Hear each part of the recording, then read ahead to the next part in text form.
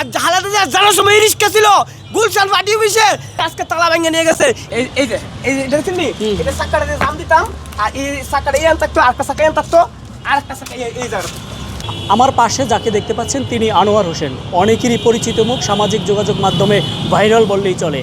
তিনি বিএনপির যতগুলো সমাবেশ আছে ঢাকা বরিশাল বিভিন্ন জায়গায় যত বড় বড় সমাবেশই হয়েছে তিনি চেষ্টা করেছেন যেতে, এবং তিনি গিয়ে সেখানে রিকশার উপরে দাঁড়িয়ে কিন্তু নাচ করতেন এবং ধান লাগা সহ বিভিন্ন স্লোগান দিয়ে সবাইকে আনন্দে রাখতেন।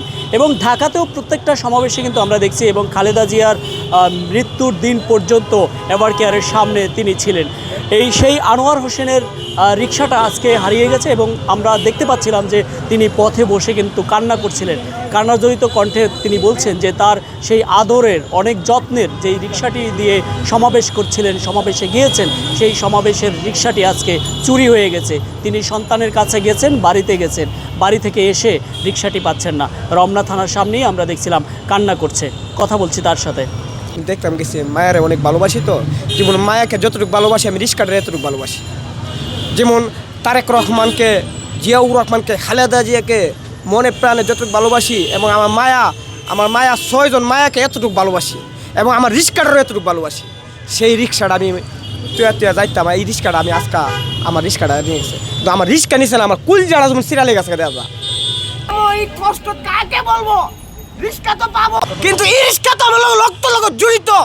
যে রিক্সা প্রত্যেকটা সমাবেশে এবং গুলশান এবং যে উদ্যান আর হালাতে জানার সময় রিক্সা ছিল গুলশান পার্টি অফিসে এবং এবাকের হসপিটালে হালাতে মৃত্যুর সময় রিক্সা ছিল, সেই রিক্সা আজকে তালা ভেঙে নিয়ে গেছে। এই কষ্ট আমি কাকে বলবো, সেই কে এই রিক্সা তালা ভেঙে নিয়ে গেল, সেই কে, সে মানুষ কি না আর মানুষ আমি তার জানি না।